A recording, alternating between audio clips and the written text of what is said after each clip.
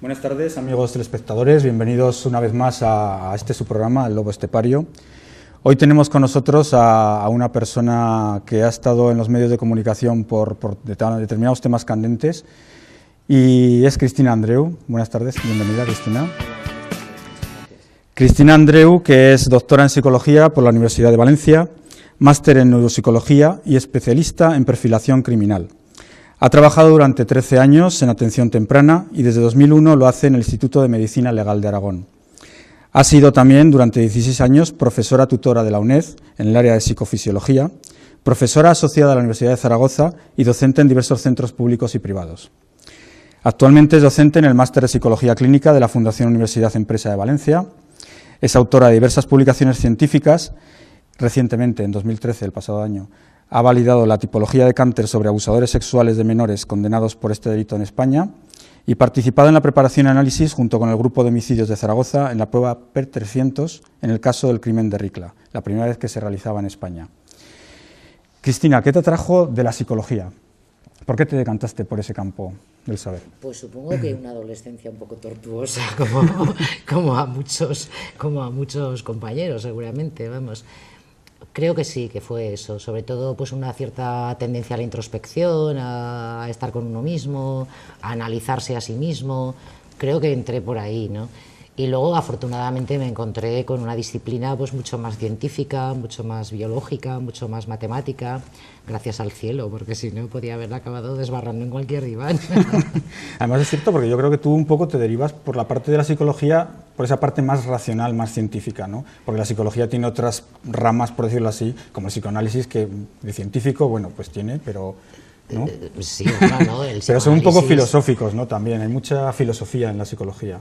Bueno, pero es que la psicología se desprendió en principio, ¿no?, de la filosofía. Lo que pasa es que en España las primeras facultades que hubo de psicología venían de la filosofía, entonces tenían ese componente, como tú dices, ¿no?, pues muy filosófico, muy, en fin, un poco ahí en la rama del pensamiento. Sin embargo, yo tuve la suerte que, como en aquel momento no había facultad de psicología en Zaragoza, yo me matriculé ya en la UNED y la UNED nació como facultad de psicología y entonces eso se notaba muchísimo en aquella época en los programas. Ahora están más unificados, pero en aquel momento eran todo biología y todo matemáticas, o sea, y poco más, poco más.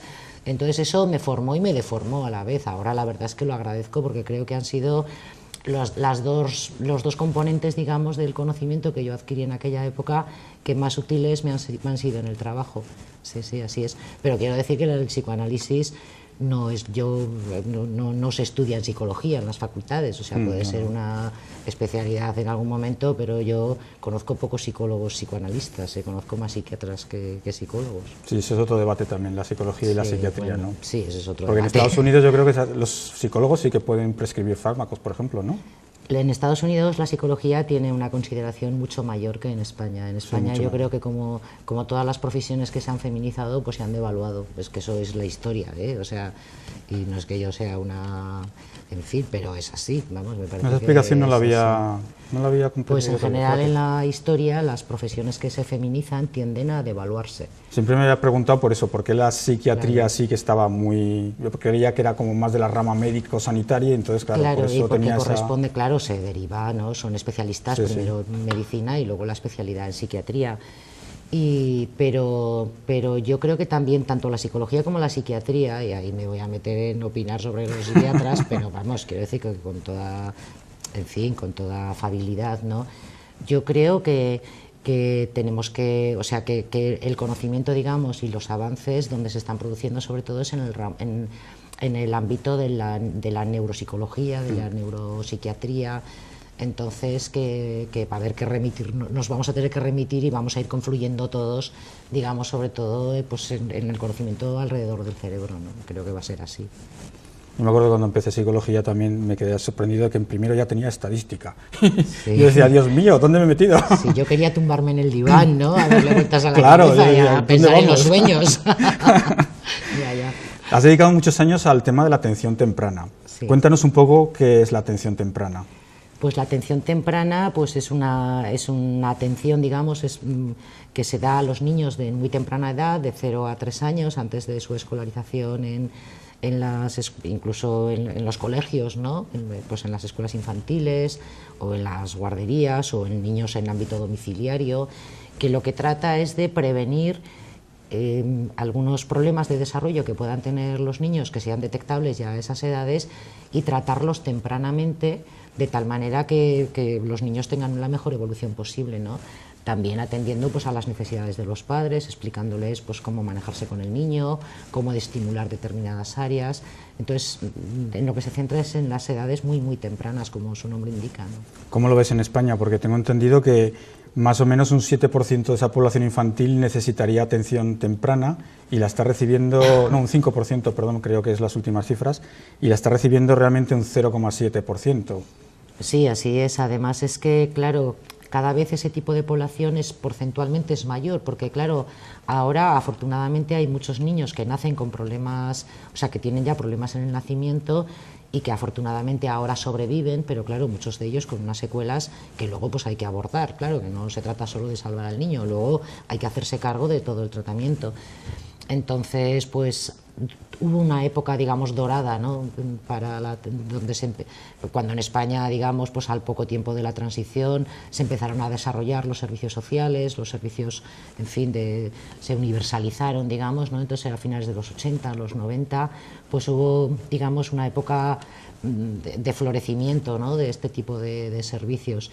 Y ahora, pues ya llevamos unos años, y sobre todo ahora con la crisis, pues que claro, que como todo pues se parchea y se limita y enseguida pues un servicio intenta pasárselo a otro, esto ya es tu competencia, ¿no? Entonces, pues sí, desgraciadamente, como todo, efectivamente está siendo afectado. Que lamentablemente es una visión cortoplacista, porque realmente esos niños luego van a ser, pues eso, jóvenes, adolescentes, adultos, claro, con lo cual lo que no se haga de pequeños, eso va a ser una carga mucho mayor. Claro, es que ni siquiera desde el punto de vista economicista, que ya sería triste pensar solo en esos términos, ¿no? Y no pensar en el componente humano, digamos, pero aunque solo fuese en esos términos, es que cubicaría, es que después esos niños, si arrastran secuelas muy graves, es que van a tener un coste para los servicios sanitarios, para los servicios sociales, van a ser personas que van a necesitar durante más tiempo a alguien que esté encima, no van a ser autónomos, no van a contribuir porque no van a poder ganarse la vida. Entonces es que incluso en términos económicos, que ya digo, yo no diría que es lo más importante, pero para el que decide esas cosas en esos términos, pues debería echar las cuentas a largo plazo, no solo a corto plazo, efectivamente. Y en tu experiencia durante tantos años, ¿has visto que realmente hay una evolución en esos niños muy relevante, importante, que algunos pues incluso pues tengan un desarrollo casi normalizado? Claro, es un trabajo muy satisfactorio, o sea, los niños pequeños, la verdad es que es claro, luego además con el trabajo que después busqué, ¿no? Así todos psicópatas y por ahí, pues es que fue un cambiazo. Pues la verdad es que trabajar con niños pequeños es una experiencia muy gratificante, porque además los vas acompañando en ver cómo van descubriendo las cosas, cómo van descubriendo el mundo, los pequeños avances. Mira, te voy a poner un ejemplo. Una vez un niño tenía un problema orgánico, una metabolopatía de causa, en fin, con un problema renal, entonces tenía un estado cognitivo pues muy afectado. Y un día, pues bueno, él mejoró la función renal, entonces mejoró su estado cognitivo también, y un día estaba yo con él evaluándolo y tal, y me mintió para escaquearse de la sesión de evaluación, me dijo que tenía que ir al baño y se piró al recreo. Y yo llegué al despacho toda contenta. Fulanito que me ha mentido, toda contenta, porque claro, para mentir hace falta cierto nivel, y hasta hace unos meses ese niño no lo tenía, con lo cual yo toda contenta de que me hubiera mentido por lo que eso significaba. Es muy gratificante, sí. Y luego lo que decías, luego pegas el salto y te presentas a unas oposiciones y sacas el número 1 de tu promoción, sí, así a nivel nacional además. Sí, así fue. Y llegas al Instituto de Medicina Legal, de la atención a niños a la medicina legal. Sí. ¿Qué hace un psicólogo ahí? Pues Cuéntanos un poco. Pues bueno, el psicólogo forense, tanto que puede estar en el Instituto de Medicina Legal como en otros tipos de servicios, ¿no? Como los juzgados de menores, o los juzgados de familia, o las oficinas de atención a la víctima, o los juzgados de vigilancia penitenciaria, por ejemplo, o decanatos, algunos están adscritos. Pues tenemos la función de elaborar informes periciales sobre los sujetos que nos pida el juez, solamente actuamos a petición del juez los que trabajamos en la administración, sobre personas que están inmersas en procedimientos judiciales. Entonces pueden ser tanto víctimas como acusados o imputados, y lo mismo pueden ser mayores que menores. O sea, yo veo personas desde 80 y tantos años hasta 2 añitos y pico, en fin, en cuanto pueden hablar, ¿no? Un poquito más o menos. Entonces, pues nos pronunciamos muchas veces sobre en los temas de familia, pues sobre todo sobre la guardia y custodia, orientar al juez en nuestra opinión, claro, luego el juez, por supuesto, pues tomará la decisión que le parezca oportuna. ¿Y que ¿no? realizáis pruebas, entrevistas personales? Claro. Entonces se hace una valoración de las personas que se nos pide, ¿no? que valoremos, que las peticiones pueden ser muy diversas, pueden ser sobre guardia y custodia, pueden ser sobre imputabilidad, pueden ser sobre peligrosidad, pueden ser sobre secuelas, en el caso de una víctima, pues qué consecuencias psicológicas ha tenido el hecho delictivo o judicial, que puede ser un accidente también, ¿no? Del que se trate. Entonces, pues es muy variado, porque claro, las edades son todas las edades, y los tipos de petición pues son muy diversas. Una de las más comunes también, por ejemplo, en mi caso, es evaluar la credibilidad del abuso sexual en menores, el testimonio del menor, ¿no? Eso tiene que ser muy complicado, ¿no? Es complicado y es muy largo, sí, en fin, existen ciertos criterios y bueno, pues uno lo hace lo mejor que puede. Claro. ¿Y el temor a equivocarse?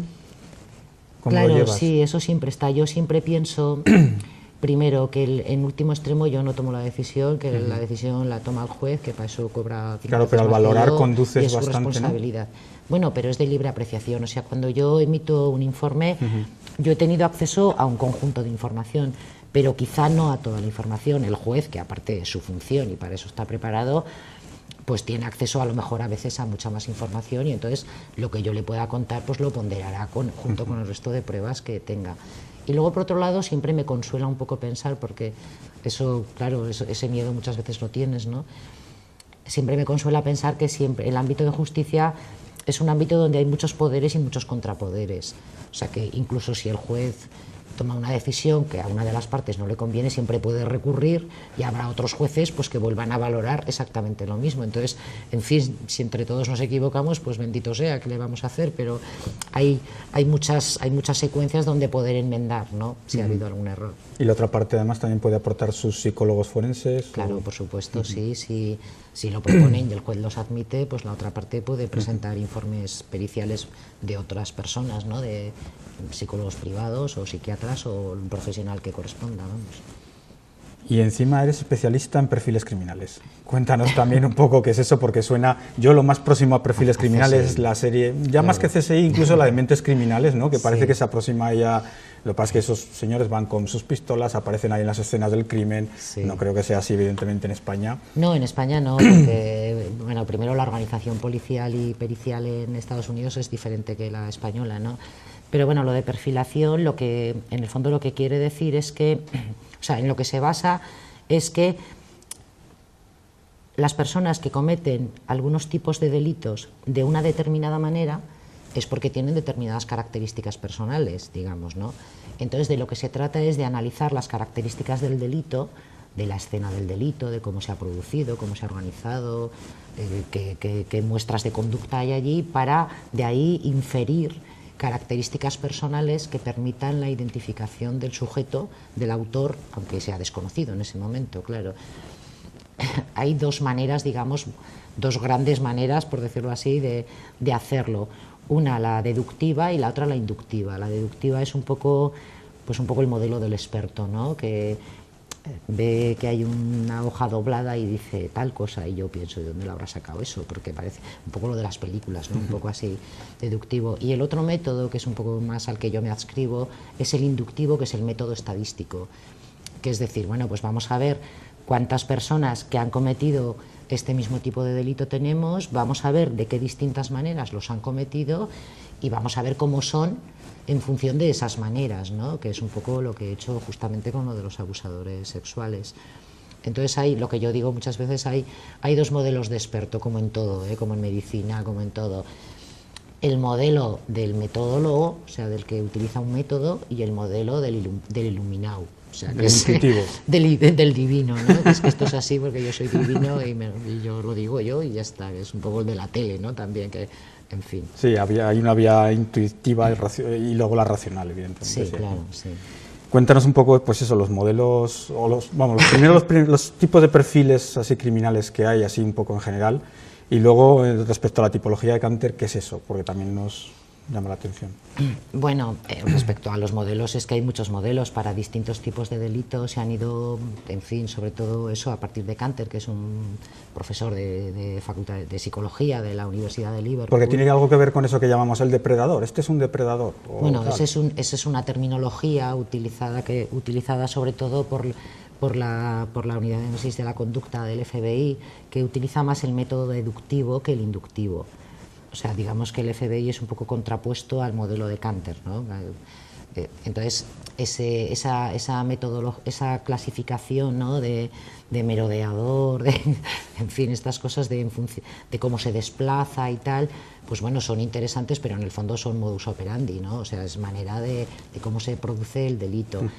Entonces, Canter, sobre todo Canter, vamos, y otros autores también, pero digamos que es el más famoso, el paradigma, pues lo que hizo fue agrupar muchos casos de distintos tipos de delitos y analizar características del modus operandi, es decir, de la conducta delictiva propiamente, ¿no? Y en relación a los abusadores sexuales, pues estableció 3 modelos, ¿no? Uno que llama el modelo de intimidad, que es un sujeto que abusa del menor mediante engaño, utilizando también muchas expresiones afectivas, donde el abuso muchas veces no llega a ser estrictamente sexual, o sea, o demasiado sexualizado, ¿no? Luego otro modelo, que es el agresivo, que utiliza mucha más violencia de la necesaria y que además parece que tiene una motivación ahí como de humillar al menor también. Y luego un modelo oportunista, que sobre todo está relacionado con víctimas desconocidas, o sea, donde no hay relación previa entre el agresor y el menor, y que sobre todo, pues claro, como no hay relación, pues se comete en el exterior, son, digamos, asaltos, ¿no?, en el exterior, y que además suele estar vinculado al alcohol.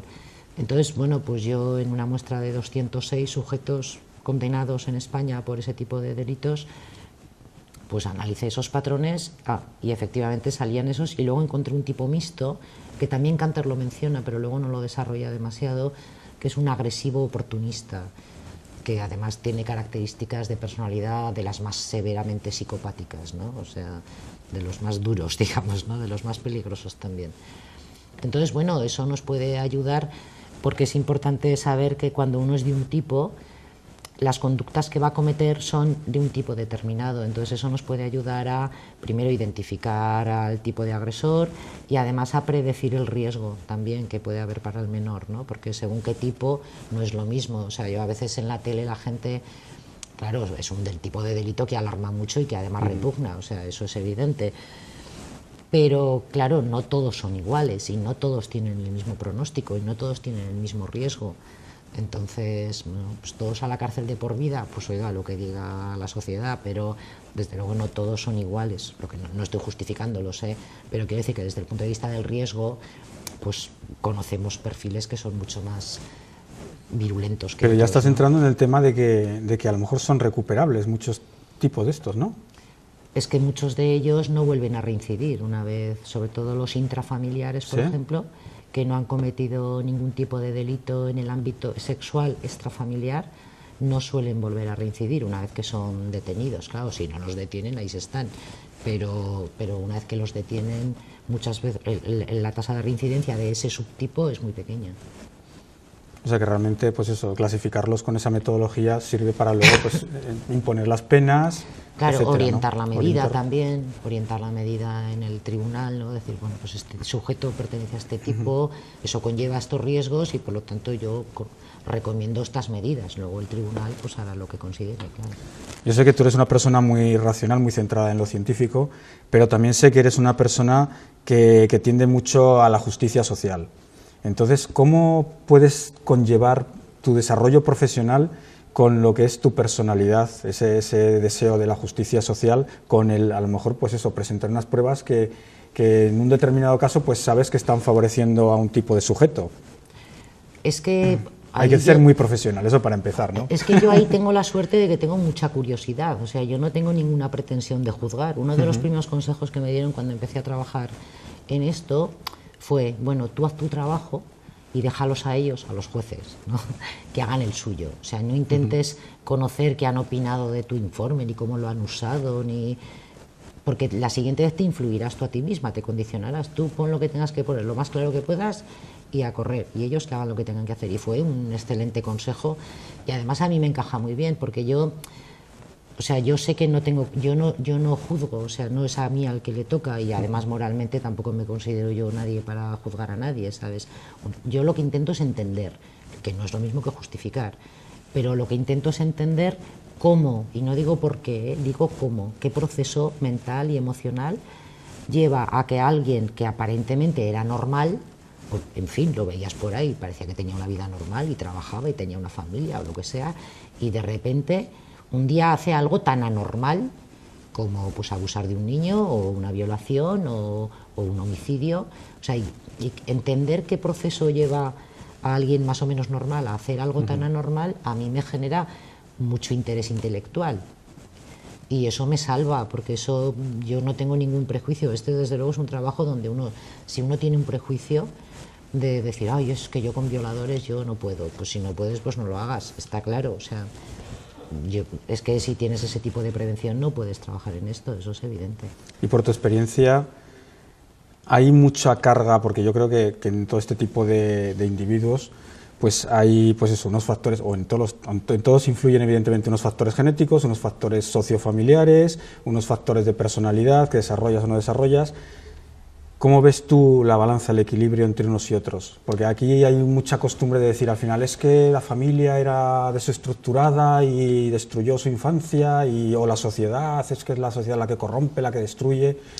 Muchas veces depende de los tipos de delito, o sea, está claro que en los delitos, yo veo muy poco delito contra la propiedad privada, o sea, por robos y así, porque ahí digamos que los mecanismos están más claros, ¿no? Y ahí pues muchas veces también la falta de formación, el fracaso escolar, la falta de expectativas, el hecho de que ese fracaso escolar te lleva a la marginalidad social también, y el consumo de drogas, el consumo de alcohol, el no tener una actividad organizada, o sea, levantarte por la mañana y no saber qué vas a hacer, o sea, y así un día y otro día y otro día y otro día.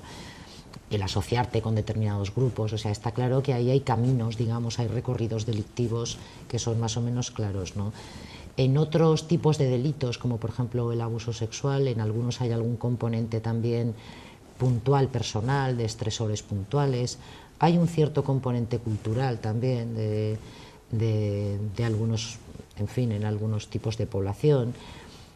Y, por ejemplo, en el homicidio, los desencadenantes yo creo que muchas veces tienen que ver con el tipo, sobre todo en los homicidios a víctimas conocidas, claro, o sea, y por ejemplo en el caso de la pareja, etcétera, hay desde luego un componente ahí en la relación que no es solamente relacionado con el machismo previo, que puede ser, pero que no siempre ha estado presente en esa relación y que sin embargo acaba en homicidio. O sea, en cada tipo de delitos, digamos, intervienen de una manera diferente, ¿no?, algunos factores. Has dicho que había factores culturales que influían en que hubiera un abuso a menores. Te he querido entender. Hay determinadas culturas que sí que favorecen ese contacto sexual entre menores. Aquí en nuestra sociedad occidental, que puede resultar porque sí que a lo más mejor en tolerable, otras no, más tolerante. Sí, no es que lo favorezcan así, pero sí que hay modos de vida que favorecen, digamos, el contacto, y el que una relación empiece de una manera y termine en otra, ¿no? O sea, eso sí que, vamos, lo vemos por la estadística. Sí, no, ya sé que tú te basas evidentemente claro, en todo en parámetros en los datos, objetivos, claro, que es lo que hay que hacer además, evidentemente, para evitar el prejuicio y otras historias. ¿Existe el mal? ¿Existen las personas malas por naturaleza? Mira, es que yo como persona que piensa en el cerebro, yo mal y bien es un elemento de valoración moral, ¿sabes? Yo no puedo entrar en eso porque no... Es como hace poco que al hilo de lo del AP300 me preguntaban por el alma. Pues mira, es que yo como psicóloga del alma no tengo ni idea, o sea, pero ni idea. Esto a un confesor, a un religioso, pero yo ni idea, ¿no? Pero al margen ya de esto, yo creo que sí, claro que existe el mal, claro que existe. O sea, un psicópata... Hay gente que disfruta haciendo el mal, hay gente que es puro, o sea, que es sádica, o sea, que disfruta con el sufrimiento del otro. Yo esto lo he visto, o sea, Y sí, sí, y no tiene ninguna finalidad instrumental, o sea, no es para ganar nada, es por el puro placer que le genera el poder sobre el otro, ¿no? El poder provocar daño y sometimiento. ¿Y esas personas se pueden considerar personas realmente? Bueno, naturalmente sí. Además, de hecho...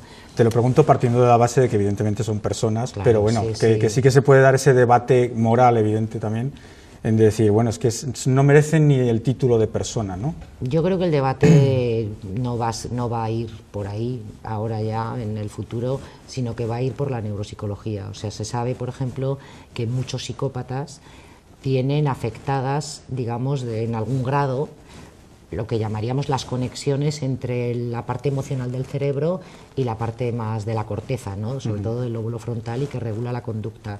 Entonces no generan las emociones que nosotros generamos. O sea, un psicópata no tiene miedo. Entonces, como no tiene miedo, no tiene ninguna necesidad de inhibir su conducta. También carece de empatía. No sufre como tú sufres. Tú ves un tsunami en la tele y lloras viendo a los niños por ahí así y se te saltan las lágrimas. Bueno, pues ellos no, o sea, y ya, eso en la tele, y sí, no te digo de cerca, ¿no? Pero sabemos que esa incapacidad para sentir compasión y para sentir empatía y para sentir miedo, que es muy importante no tener miedo, acuérdate de Juan sin miedo, un peligro claro. para él y para los demás. Bueno, pues el no tener miedo, que es un rasgo de la psicopatía también, lo que significa en el fondo es que esas conexiones entre lo emocional y lo racional no están bien. Y de hecho se comprueban en muchos estudios con distintos, en fin, instrumentales, ¿no? de medición de la actividad eléctrica y del funcionamiento del cerebro, y se comprueba que no están bien conectados. Entonces yo creo que al final el debate más bien va a ir en ese sentido, ¿no? Que parte de esos sujetos podrían ser recuperables, con qué estrategias terapéuticas, que hasta la fecha han fracasado todas, eso también lo tengo que decir, pero bueno, que irían por ahí, ¿no? Que plantearlo en el plano moral es olvidarnos del cerebro, cuando además ahora sabemos mucho más del cerebro. Pero entonces casi la psicología la podríamos reducir a la química al final del cerebro. No, una química, porque si decimos, no, la ansiedad o el estrés o la depresión, pues es que fallan tales conexiones porque hay, yo qué sé, tal, ¿no? O la empatía, las neuronas espejo, ¿no? No, pero no. O siempre va a haber algo más. Lo que pasa que lo de mens sana in corpore hecho polvo no funciona, o sea, eso es así, ¿no? Entonces, hay veces que nuestras propias conexiones no están bien y entonces no estamos bien. Igual que si tienes la gripe, pues no estás como ahora, o sea, tu estado anímico no es el de ahora, ¿no? De cuando estás bien. Lo mismo ocurre cuando hay algo que nos ocurre en el exterior, desde fuera, ¿no? Un estresor, ¿no? Que llamamos un estresor psicosocial, un problema con la familia, un problema con el trabajo, un problema con la pareja, una agresión, un algo, lo que sea, que naturalmente que afecta a tu estado psíquico, y eso se traduce también en funcionamiento, ¿no? Pero eso no quiere decir que la causa esté en el cerebro, sino que el origen ha estado en un estresor, en este caso. El ser humano es muy poliédrico, ¿no? O sea, y no somos solo química pura y dura, pero en último extremo tampoco conviene olvidarla, ¿eh? O sea, estamos en una sociedad la española, que últimamente nos está bombardeando. Yo creo que debe ser la época que más fútbol se está dando en la televisión. sí, sí. ¿Tú crees que nos quieren anestesiados? Hombre, yo recuerdo cuando era pequeña había fútbol los domingos por la tarde y mi padre se iba al campo, íbamos a merendar con la radio, porque entonces no había radios en los coches, ¿no? Entonces se iba con la radio de casa y solo había ese día. Yo odiaba viajar en domingo, porque la radio no tenía más que fútbol. Claro, ahora es un horror.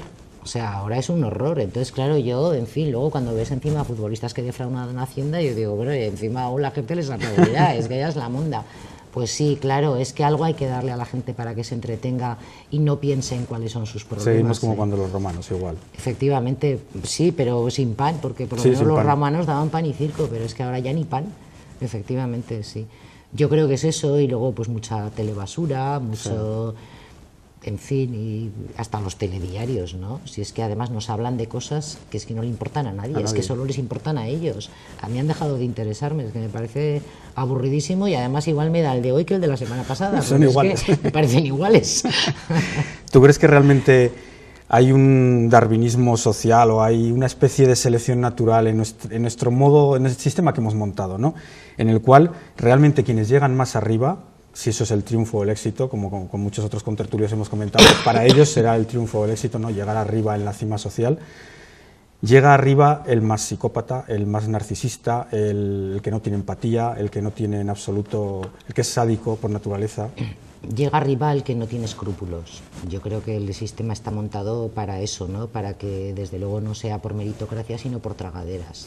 O sea, y eso lo vemos, vamos, y entonces es que todos los partidos seleccionan de la misma manera, por mucho que unos la parafernalia, en fin, el escenario lo monten de una manera o de otra, pero al final siempre quedan los mismos, o sea, los que tragan, vamos. Y eso hace pues que eso sea absolutamente endogámica, que se apalanquen ahí, que además no tengan ninguna conexión con la realidad, porque lo terrible de lo que está pasando es que nos hemos convertido en una sociedad dual completamente. O sea, hay una casta de políticos, de, en fin, algunos sindicalistas y no sé cuánto, y cuatro más, y algunas grandes empresas, porque no, desde luego no las pymes, ¿no? Pero algunas grandes empresas, y van por su lado y los demás estamos todos en el otro lado. Y eso es insostenible, ¿no? Pero no porque sean especialmente psicópatas, y yo creo que son gente sin escrúpulos, con mucha ambición y poca capacidad de hacer algo diferente, y el que no puede hacer otra cosa, pues es que hace eso si quiere llegar. O sea, alguien con poca capacidad y que además no tiene escrúpulos y tiene ambición, es que solo tiene ese recorrido. Porque si tú tienes capacidad, por ambición que tengas, que es muy legítima, pero te dedicas a trabajar en otras cosas, o sea, dices, bueno, yo a lo mío y ya te daré mi recorrido hasta donde pueda. Pero si encima no tienes capacidad, solo te queda ese recorrido, ¿no? Entonces el sistema se ha montado para eso, y se ha montado sobre una gran mentira. Sobre una gran mentira, que es toda esta escenificación de vaya usted a votar cada 4 años y luego cállese. O sea, porque encima como habrá le cae una multa de 30.000 euros, o sea, como abra la boca, ¿no? Entonces, yo creo que la gente le damos la espalda al sistema por eso, por la pura desconexión, y yo tengo la esperanza de que se caiga, porque como no lo veo que se sostenga en nada, pues es que ya se caerá. La ley de la gravedad nos afecta a todos, ¿no? Nos pillará debajo. Yo espero que no. Bueno, Cristina, has participado en la primera vez que en España se desarrollaba la prueba de la P300 con un caso criminal, con el caso del crimen de Ricla, que todos recordamos, Pilar Cebrián. Cuéntanos un poco en qué consiste eso la P300, porque aquí la gente igual piensa, es que es una máquina, o es un tal, ¿no? O es una onda, es una... Sí, sí. ¿Qué es la P300? Que ya parece que en los medios lo dicen como si todo el mundo lo supiera, la P300, ya está. Sí, lo mismo hablan de la P300 que de la deuda pública, o sea, que de la crisis de Crimea, o sea, de los tertulianos es una cosa... Bueno, pues la P300 significa potencial que aparece a los 300 milisegundos, por eso se llama así, potencial positivo. De incremento de la actividad, o sea, de la magnitud de la señal. Y entonces es un potencial evocado cognitivo. Eso quiere decir que es evocado, quiere decir que es respuesta a un estímulo, y en este caso el estímulo es cognitivo. Entonces... Perdona, habría que empezar diciendo casi que lo que se hace es que al sujeto, ¿no?, se le ponen unos electrodos... Eso iba a decir. Entonces, cuando le presentamos al sujeto los estímulos, los primeros potenciales que aparecen se llaman sensoriales y son de que tu cerebro está viendo eso, pero todavía no lo ha interpretado, ¿vale? Los potenciales tardíos, que son los cognitivos, como la P300, lo que nos están indicando ya es qué tipo de procesamiento está haciendo el sujeto sobre ese estímulo, ¿vale? Entonces, al sujeto se le presentan determinados estímulos, en este caso relacionados con las posibles localizaciones de la víctima en función de la investigación policial, y simultáneamente a eso se registra su actividad del cerebro. Entonces, la teoría lo que dice, o digamos en lo que se fundamenta la prueba, es en que cuando aparezcan estímulos que estén relacionados con la memoria del sujeto y que sean significativos para el sujeto en ese contexto de evaluación, la amplitud de la onda de la P300 será mayor. O sea, digamos que en una gráfica de las ondas cerebrales habrá de repente un pico. Efectivamente. Más o menos, así muy burdamente dicho, ¿no? No, así tal cual. Lo que pasa es que el pico se ve, pero luego a la hora de trabajar trabajas con los datos, ¿no? Claro. Con la cuantificación, pero bueno, la señal analógica... No es llegar y ver una gráfica y ahí va el pico, ya está. ¿no? Sí, porque eso puede ser más subjetiva, la interpretación. Entonces, si trabajas con los números 20 es más que 4, eso no lo vamos a discutir. Entonces, pues se trabaja con eso. Y ese es el fundamento, pero quiero decir que el misterio ya no está en la máquina, porque, en fin, es un electroencefalógrafo que en todos los hospitales públicos de este país hay desde hace 30 años, y la P300 se lleva utilizando en el ámbito clínico sanitario desde hace muchísimos años. Y es una señal, por lo tanto, bien conocida. Digamos que la novedad ha estado en usarla en este contexto, ¿no?, de búsqueda policial, de información. Y además tenemos el orgullo de que ha sido en Aragón. Sí, bueno, y pues tú participando en ello. Sí, porque coincidimos pues 4 personas, digamos, pues el doctor Valdizán, el responsable de homicidios y un juez y yo misma, pues que dijimos, bueno, pues podemos probar, ¿no? Podemos hacerlo, estamos en condiciones, pues vamos a hacerlo, y lo hicimos. Además, estos días parece que en función de esos resultados, ¿no?, pues estaba iniciando la búsqueda pues en el nevero que es próximo a la residencia, ¿no?, familiar, etcétera, ¿no? Sí, la policía, pues bueno, y el juez pues ya recibieron el informe en su momento y ya pues la información que hay ahí pues ya la usarán como tengan a bien, ¿no? ¿Qué ventajas tiene el uso de este sistema, de la P300, frente a otros como el polígrafo? Bueno, es totalmente distinto, claro, porque el polígrafo primero lo que recoge es una señal que es, digamos, del sistema nervioso autónomo, ¿no? Y por lo tanto muy condicionada a la reacción emocional del sujeto. La P300 es una respuesta del sistema nervioso central y de carácter cognitivo, no emocional, y por lo tanto muy poco susceptible a la emocionalidad o al control voluntario por parte del sujeto. O sea que realmente la diferencia fundamental es eso, que claro, yo puedo controlar, decir, no voy a sudar, voy a disminuir el ritmo cardíaco, voy a controlar mis estímulos, mis respuestas, perdón, a los estímulos. Pero en cambio en la P300 no puedo eso controlar. Es prácticamente... Digamos que mi cerebro trabaja y responde. Sí, es muy difícil bloquearla, sí, así es. Vamos a ver. Yo creo también que con lo de la P300 se inicia un debate moral o ético, que ya sé que no queremos entrar mucho en el tema ético o moral, pero sí que es cierto que la P300 implica una voluntariedad del sujeto, ¿no? Sí, la aplicación de esta prueba no se puede hacer si el sujeto no hace una colaboración pasiva. O sea, lo que requiere es que se esté sentado, quieto y mirando a la pantalla, pero si se empieza a mover o cierra los ojos o mira al techo o se pone a cantar, pues no se puede hacer la prueba. De hecho, en el ámbito clínico eso pasa muchas veces. Cuando se las hacen a niños, que el niño pues no consigues que pare, pues no se puede hacer y ya está. Pues con un adulto pasa exactamente lo mismo. Entonces, si el sujeto no colabora, es, en fin, metafísicamente imposible hacerla, ¿no? Ahora, es verdad que se ha suscitado el debate y nosotros lo vimos venir y tuvimos algún debate interno, digamos, sobre esto.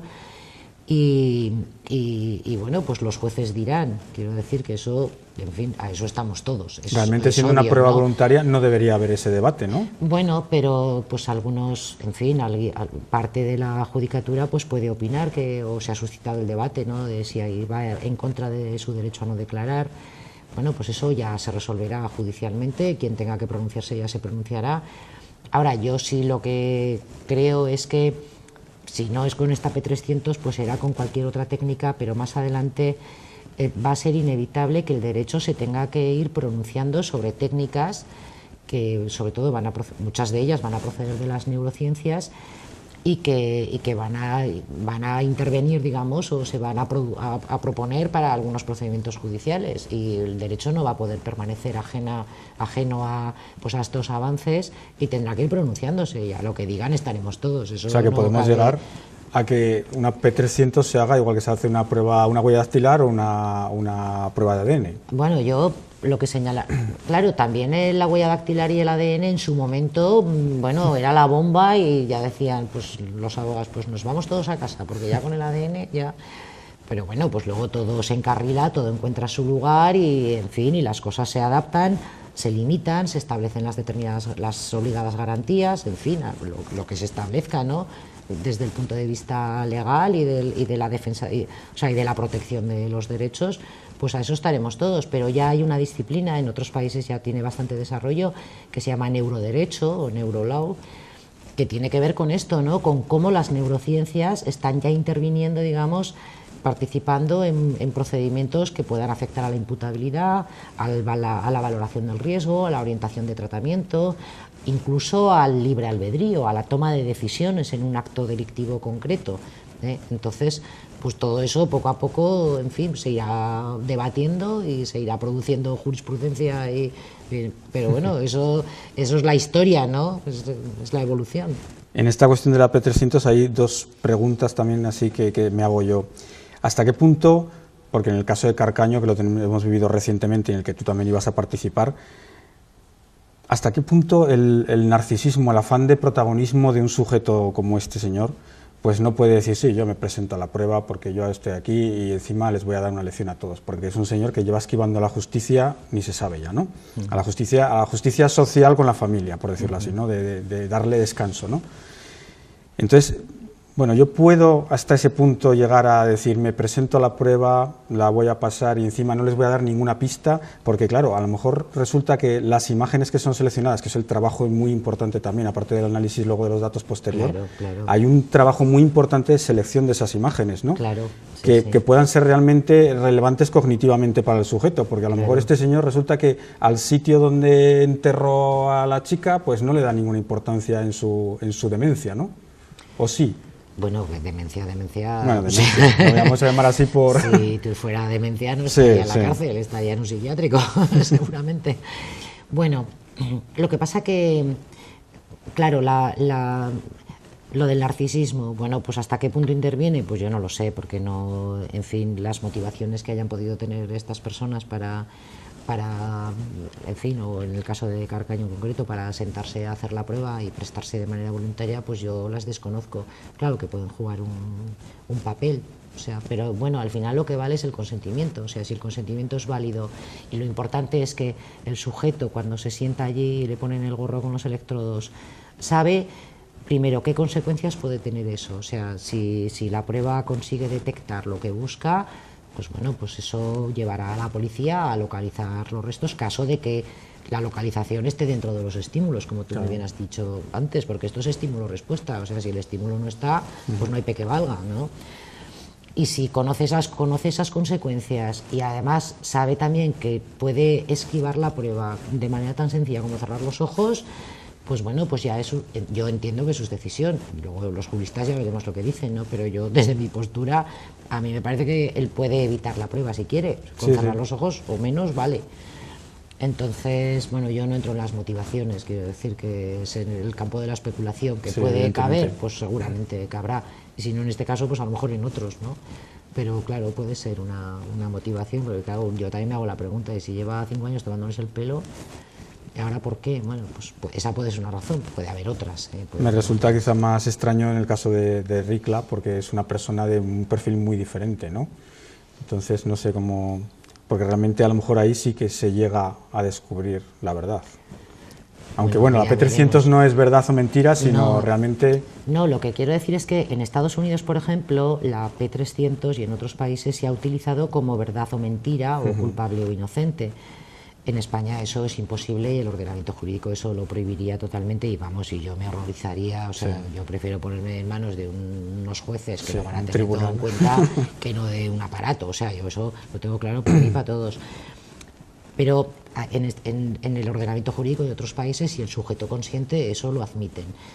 Entonces, lo que pasa es que la disposición de los ítems, la presentación de los ítems es diferente cuando es ese objetivo. Y además ahí los investigadores conocen los datos, digamos, relacionados con la culpabilidad. O sea, los datos relevantes. Claro. En el caso que se ha aplicado aquí en España, en los dos casos, claro, los investigadores aquí no conocen, en este caso, el destino de las víctimas, ¿no? La localización de las víctimas. No conocen las imágenes. Claro, claro, pero si no, no la harían, irían y la sacarían y ya está, o sea... Entonces, por eso la metodología es diferente, aunque la señal sea la misma, pero digamos que se utiliza de otra manera. Y además, también quiero decir que en el caso de que la prueba es utilizada así como se ha utilizado aquí en España, de error, el error, digamos, que beneficia las pretensiones de los, en este caso de los imputados o condenados, ¿no? En el caso de Carcaño, porque los errores pueden ser de dos tipos, ¿no? Falso positivo y falso negativo. O sea, falso positivo sería pues que la prueba diga que la víctima está ahí y va a la policía y no está, no la encuentra, falso positivo. Y al revés, que efectivamente la víctima estuviera ahí y que a la prueba se le pase, pues o porque no esté el estímulo, o porque no se haya medido bien, o porque el análisis no sea bueno, o porque la señal no sea grande, por lo que sea, ¿vale? pues también ahí se queda. Quiero decir que para alguien que quiera engañar a la máquina, lo mejor que le puede pasar es que falle, o sea, ¿sabes? Muy bien, pues Cristina, ha sido un placer tenerte con nosotros, de verdad. Es un tema que no habíamos tocado todavía en el programa y este tema de la psicología forense la verdad es que es muy interesante y además con una persona como tú de preparada y de formada. Pues muchas gracias, Así ha que sido un placer. Vamos a terminar como siempre con una pequeña lectura. En esta ocasión es el libro El poder de nuestra presencia, una guía de coaching espiritual de Miriam Subirana, editorial Kairos. Un libro muy interesante también. La lectura dice así: puedes practicar este ejercicio tantas veces al día como quieras. Cierra los ojos por unos momentos y mentalmente aléjate de lo que te rodea. Como si ascendieras y lo vieras todo desde arriba. Observa, desapégate, cálmate. Todo es como tiene que ser. No sigas intentando arreglar el mundo desde tu mente acelerada y tu ser estresado. Tu presencia pacífica hará mucho más por el mundo de lo que te imaginas. Muchas gracias por estar con nosotros y hasta la semana que viene.